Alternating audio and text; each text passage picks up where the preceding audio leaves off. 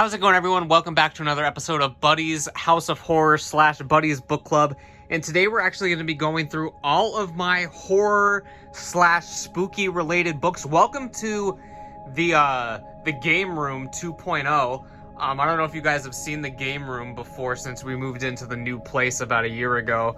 It's a little bit of a wreck night right now. I apologize. Maybe someday you guys will get a proper tour of the new Game Room. But today we're going to be going through, as I said, all of my horror books, at least the ones that I have here with me in Cleveland. I have a lot more back in my parents' house, and I've given some away to friends to read and all that kind of stuff. So I don't know how long we're going to be going here, but I'm going to try to go through all of the books here that I have, mainly just to celebrate the spooky season, just talk about some of these books real quick, and to sort of gauge what you guys want to see in the future from the House of Horror or Buddy's Book Club, any books you guys want me to talk about a little bit more in depth here. So I'm going to be going unscripted, completely off the cuff, just talking about all these books, and we're just going to see how it goes, you guys. So yeah, real loose feel to this last episode of Buddy's Book Club on the House of Horror. And we're going to start right here with White Zombie: Anatomy of a Horror Film. Of course, if you guys have seen my video, I already talked about this one quite a bit. But I'll show you a little bit of the inside of the book, because I didn't in the video. But yeah, there's a lot of cool stills in here. There's a lot of great information about the making of White Zombie. If you haven't seen my book review of this book or my entire watch-along and commentary of the film White Zombie, I highly recommend that you go ahead and do that. And again, this book has a lot of exclusive photos that you can only see in this book. So I don't want to go and show you all of them, because I would rather you support the release. Go pick up the book, Anatomy of a Horror Film. If you are interested in White Zombie, I highly recommend that you check out that book. And I'm a one-man crew today. As always, a one-man crew. So I got one hand on the camera here and the other hand doing everything else. And of course, my mouth talking, as it tends to do. So Worst Laid Plans. So this is a horror anthology book. This book actually came out this year. It features my good friend, Jeremy Herbert, wrote one of the stories in here. I haven't finished the entire book yet, and so far I really like every story that I've read. There's some weirdos and Winnebagos. There are some creepy people sneaking into hotel rooms and stuff. There's aliens. There's all kinds of different stuff in here. As I said, it's a horror anthology, so each of the stories is just based around vacation. And of course, people aren't vacationing much this year because of COVID and all that. So this is a nice escape, or maybe not a nice escape, because a lot of strange things happen in this. But this one has a different vibe to it than Nicholas Vince's anthology. With that one, I recommended that you read a story every night before you go to bed. This one, I recommend you actually read outside in the open, because it's all vacation. So soak up the sun in the last few days where you can. Or check it out this summer. Read this book. It's a good one so far. Looking forward to finishing it. This is another brand new release. Haven't opened it yet. Well, I opened the packaging, but I haven't even cracked it open to read anything about it yet. Obviously about VHS collecting. So not horror specifically, but I felt it was good enough to keep in with the vibe here. But VHS collecting, everything about VHS. Dan Kidham, you know, VH Shitfest, the fucking god of VHS, he turned me on to that one, so gonna have to check that one out in the future. So Carmilla, this is a very classic vampire story. The first real case of lesbian vampires. Film studios wouldn't touch this for years. This actually predates Dracula, but all the film companies, they weren't having this. So it actually took until about the 70s, I want to say, until we got a proper on-screen adaptation of Carmilla. Really classic story. I keep flipping it over as if there's going to be pictures or a synopsis, but there isn't. But yeah, this is nonetheless a very good book. The Bedside, Bathtub, and Armchair Companion to Dracula, of course, by Mark Dawidziak. I've talked about this book a little bit on the show before. There he is, my guy. This is a great go-to research book for everything having to do with Dracula. Again, lots of pictures in here. If I can show you again, sorry, I'm a one-man crew. Lots of pictures in the, well, not, I guess not as many as I thought, but several pictures in the book. There's like word searches in here, trivia questions, all kinds of stuff going through the history of vampires, but more specifically the history of Dracula and his incarnations throughout film and literature and all that kind of stuff. So definitely go check this one out. Definitely support Mark and all of his books. It's not the last book of his, because obviously there's one sitting right there. So let's talk about this one. Everything I Need to Know I Learned in the Twilight Zone. This is a self-help book, basically. Every chapter is talking about a different episode of the Twilight Zone and the life lessons that you can learn from the Twilight Zone. It's a very, very great book. This is actually the first edition. Recently, they just released the second edition of the book. It's a paperback version of the book, and it also has new lessons from the Jordan Peele version of the Twilight Zone. This one's just for the original, so if you want to learn about the Jordan Peele one, pick up the re-release, and I'm looking forward to reading the re-release. So yeah, it's going to be great. And so moving on next, we've got Gift Wrapped and Gutted. This is by Richard Mogg, the guy who brought us Analog Nightmares, which I talked about on the show last year. Analog Nightmares, of course, is the book all about VHS, shot on video films, the video store, and just everything SOV. Look at that. Great pictures. Everything about SOV is covered in this book. And this is the follow-up to that, Gift Wrapped and Gutted. It's all about Christmas horror. And I haven't got the chance to read this one yet, but stay tuned. That's all I'll say. Stay tuned. The Encyclopedia of Monsters. So this book I got turned on by Cinemassacre. He had brought this up in one of his videos way back in the day, so I had to find myself a copy of this one. And I mean, the title says what it says. It's an encyclopedia of monsters. Pretty much every monster that you can think of, like from kaiju, literature, movies at the time of the release, pretty much everything is in this book. One thing that is not in this book, for some reason, unless I'm losing my fucking mind, but the last time I went through and like read this book, there weren't vampires in it. There wasn't Dracula in it. And he's not even on the cover.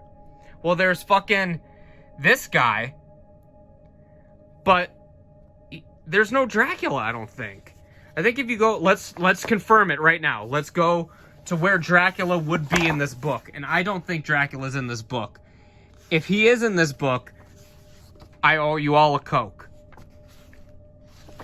The giant claw was in this. You can replay the video. The giant claw was fucking in this book. But I don't think Dracula was. See, we're already too far. The crab monster. D. Alright. Dragonfly. So it goes from Dogmen, Donovan's Brain, to Dragonfly. No Dracula. Goes from Donovan to Dragonfly. No Dracula in this book. So, let's see if it even has vampire. Jesus Christ, I'm sorry for this horrible video you guys are watching. And look at this. As I said, we're starting with V. Starts with Varen. And vampire, obviously, comes before Varen. So I don't know if they don't consider vampires monsters, but I certainly do. But this book doesn't include vampires in the Encyclopedia of Monsters. Other than that, this book is incredible. But I just wanted to point out, for some reason, there was no Dracula and there's no vampires. I don't know if they couldn't get the rights or what, but regardless, The Man Who Was Poe. I did a video about it. Go check it out. What Monsters Do. I did a video about it. Go check it out. Edgar Allan Poe. Complete Tales and Poems. I don't know if this book has pictures in it. I don't think it does. But regardless, I actually own 2 copies of the Complete Tales and Poems. Well, I guess this is just the Complete Tales of Edgar Allan. Oh, just the Tales. I don't know if this is the Complete Tales. But Tales and poems. Got a lot of Poe. I prefer the old school style of this book.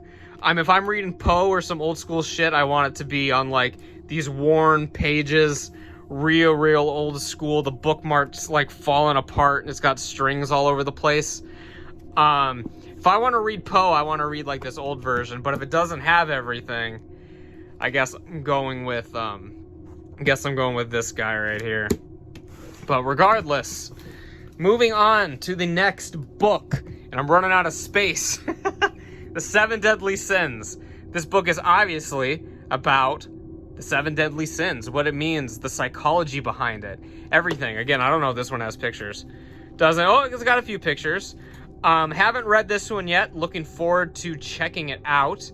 Again, if you guys want to see me talk about any of these books more in depth or read them, let me know down in the comments which ones you want to see, and I will for sure do them at some point in the future. Scary Stories to Tell in the Dark. This is the complete collection. The only thing I don't like about this set is it doesn't have the cover pictures. It has all the pictures of the regular art once you get into the stories, but it doesn't have the covers from the original books, which is kind of a bummer, which means you need to get the original books in order to see the covers if you don't want to look them up online. But no matter what set they put out of this, it's always terrible. I think I owned a set before that had no pictures at all. And I mean, the point of these is the fucking pictures. I mean, the stories are cool, don't get me wrong. It's all about the photos with Scary Stories to Tell in the Dark. I mean, just like, the pictures are so fucking good. So they need to get a version where everything is the way it's supposed to be, and quit fucking around. I mean, come on, guys. So we've got this book of horror comics. This is another one I haven't read yet, but am looking forward to. It has tons of comics from the 50s, 60s. And again, it's just a lot to go through, so I haven't read it yet. I might read it in like chunks, but there's a lot of cool stuff in here. Over 50 of the greatest horror comics and graphic short stories ever produced by tons of great authors and tons of great artists. So lots of cool stuff. All I need to know about filmmaking I learned from The Toxic Avenger. Not a horror book in essence, but about horror filmmaking. Of course, Lloyd Kaufman, the fucking GOAT, behind the all the Trauma films, Toxic Avenger, of course, Poultrygeist, Terror Firmer, all these crazy films with a foreword by James Gunn. Oh, written by Lloyd Kaufman and James Gunn. Introduction by Roger Corman. Roger Corman, of course, the king of B-movies. James Gunn, the director of Guardians of the Galaxy. Great stuff in this book. I learned a lot when I went through this when I was in film school. Not a required reading from my film school, obviously, something I picked up on my own. But regardless, Sister of Darkness, The Chronicles of a Modern Exorcist. I listened to a podcast, actually, that featured The Chronicles of a Modern Exorcist. And she's actually one of the first female exorcists out there. She was on Chris Jericho's podcast a couple years ago, so I purchased her book. I haven't gotten the chance to read it yet, but this is certainly one I'm really looking forward to, and judging by what she had to say on the podcast about her experiences, like with demons and stuff, and I think she talked about it like a haunted hotel and things. This one is going to be a great read once I get around to it. The Vampire book, this is another great encyclopedia of all things vampires. Dracula, Nosferatu, everything. And I love how Cinemassacre talks about this too. I love how like the bat is like flying when you flip through the pages. It's great stuff. And this was a big piece of research for me when I was doing my videos in the past, when I did some vampire videos. I didn't really do any vampire videos this year, but whenever I do vampire videos, this is a good reference for me for like my 15 phenomenal facts and things of that nature. Of course, I talked about it in the Nosferatu video, and I used it for research in my Dracula research paper, which I put out in video format last year as well. The Bedside Bathtub Armchair Companion to Frankenstein by Carol Adams, who writes a lot of books about veganism and feminism, and apparently Frankenstein as well. Of course, written by Mary Shelley. But yeah, this is a good book. I don't like it as much as the Dracula one. It's not as fun to read for me, just because I like Dracula more than I like Frankenstein. But the information is still all there. It's still really great, entertaining, and fun to read. Lots of good resources, lots of good images, and I recommend that you go check it out. This must be a good series. Every book that I've read in this series before, I've read the Dracula, Frankenstein, and the Charles Dickens one. Everyone that I've read so far has been really, really great. So I highly recommend checking out this as well. The Lair of the White Worm by Bram Stoker. Of course, the writer of Dracula, his 1897 Gothic novel, Dracula. Lair of the White Worm, another classic story. It's had a few film adaptations over the years. I highly recommend you check out The Lair of the White Worm. It's very, very quick to get through. It's not the longest book in the world, so rather than spoil anything for you guys here, I'd say go check it out. Pretend We're Dead. I haven't read this one yet. This book was actually gifted to me from my sister, who had it in a film history class, all about horror films. Not sure if it has pictures in it or not. Oh, it's got a couple. But yeah, another one that I'm looking forward to reading. She gave me a few books from when she had like this film studies class, and I have read one of them, but this is one of the ones that I have not read yet. The one that I did read is actually right here, so we'll skip ahead. And I'm not going in any particular order if you guys haven't been able to tell. I just have everything thrown about on my VHS fucking table here. But yeah, so this one was part of her class, David J. Scull, A Cultural History of Horror. I talked about this a couple years ago on the show. I need to give this book a second chance. The first time I read it, I don't know if I just wasn't in the right mind space for it or anything, but I found it rather dry. But I am willing to give it another shot, because it does have a lot of great information about it. And I remember he really likes the movie Freaks. He talks about the movie Freaks all the time in that book. Next, we'll talk about this Clive Barker Nightbreed graphic novel. This actually came in a Loot Fright crate. Which you guys have seen me unbox on the channel. I still have all the crap in it. Haven't read this one yet, obviously, as you can tell, because it still has all this junk in it. But should be fun once I get the chance to read it. And this is just stuff for Loot Fright. Loot Fright, sponsor me. Someone sponsor me. Graveyard Goods, someone. I gotta get a sponsor. The Most Dangerous Game, not exactly a horror novel, but it's definitely pretty scary stuff if you think about it. This is, of course, the classic tale where the rich people are on the island hunting all the poor people. Classic story, very short book. Great film adaptations, by the way. So Voodoo, A Beginner's Guide. So this is a book all about voodoo. Haven't read this one yet. Another one I'm really looking forward to reading. I also have a lot of witchcraft books, which are not included in this stack, that I just realized are not here. But I got a lot of witchcraft books as well. Looking forward to learning all about all this kind of stuff. It's going to be awesome. Dolores Claiborne, classic Stephen King novel. Sort of like a mystery. I mean, there's... if you've seen the film before, which I have, and I have read the book, but many years ago, don't remember too much about it.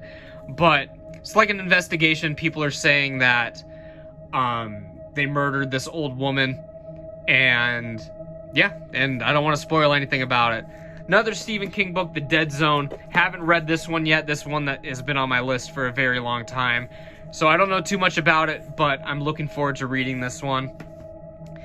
We got a couple kids books here, and these just happen to all be in order here. I really love, like, vintage kids books like this. I mean, this stuff is just awesome to me. I really love it. I just love the artwork. I love the free spiritness. The child in us all can enjoy stuff like this. So, an R.L. Stine graphic novel. It's got 3 stories in it, obviously.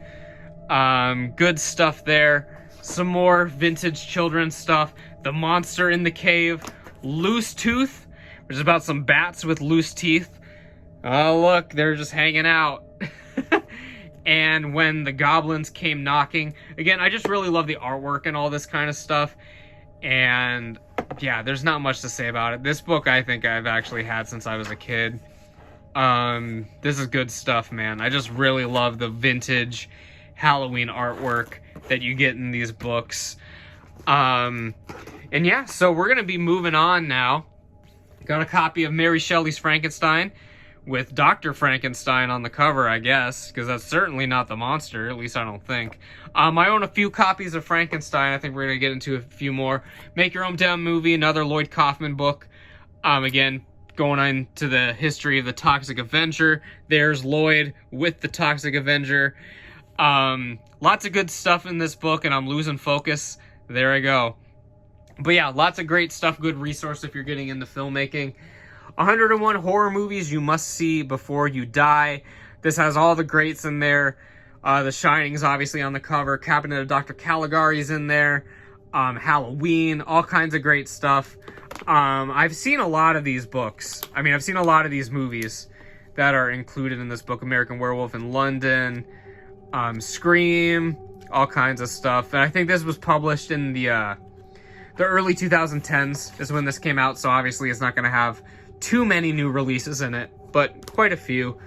I included this just because I love Majora's Mask, and it's a creepy story. It's a graphic novel. It's non-canon. It cuts out a lot of the stuff and also adds a lot of the stuff. Link talks in this graphic novel, which may turn a lot of people off. There's the moon coming in, some scary stuff. Yeah, so this, you can totally count this as a horror book. Great stuff. It's my favorite video game of all time. Majora's Mask, probably. It's tough to say. Ghosts in Irish Houses. This is old Irish-themed ghost stories. I haven't read this yet, but I'm definitely looking forward to reading this. Button, I've talked about this on the channel before. It's the works of Richard Matheson. Really, really great stuff. Button, of course, is the title story here. They've remade it into Twilight Zone episodes before, and it was the film with Cameron Diaz, The Box. Good stuff there. I hope this video isn't too awful for you guys, but just kind of want to get through and show you guys everything. So, Alice in Wonderland, Harlan Ellison, rest in peace, my good sir, just passed away a couple years ago. This is a collection of his works, not exactly horror, more sci-fi and dramatic stuff. One of the greatest sci-fi writers of all time, along with Richard Matheson. Two of the greats, two of the all-time greatest, along with Stephen King. Different seasons. This is in another anthology short story collection. This is the one that actually has the Shawshank Redemption in it and some other stuff. Not exactly horror all the way through, but definitely some of the horrors of real life coming to fruition in there. So I got a few Tom DeLonge books I can see. Haven't read any of these yet, but looking forward to it. Of course, Tom DeLonge from Blink-182 loves aliens, and so all these books are about aliens and nightmares and the supernatural and all that kind of stuff. Really looking forward to finally cracking some of these open and getting into them. I just have so many books, and it's hard to decide what to read and what not to read. Haunted Ohio. It's a book about haunted places in Ohio, haunted urban legends in Ohio. Don't know if it has pictures. It clearly doesn't. But great book. I think there's like 5 or 6 of these, like Haunted Ohio's. There's also It Came From Ohio, which was the first episode of Buddy's Book Club, so definitely go check that out if you guys haven't seen it already. And yeah, so it talks about everything from Ohio, like mythical creatures, Bigfoot, the Grass Man, the Loveland Frog, the Legend of Red Eyes, all kinds of great stuff going on in there. The Haunting of Hill House by Shirley Jackson, now on Netflix. The book obviously has a lot of differences with, well, I guess the book came first, but very, very different from the series. It's more based on the film The Haunting, which I have the VHS for. I mean, the film The Haunting covers this book more closely than the series does. The series basically takes the names of the characters and just changes everything about it. I mean, whether you like that or whether you don't like that, I mean, it's up for debate. But nonetheless, they are very, very different.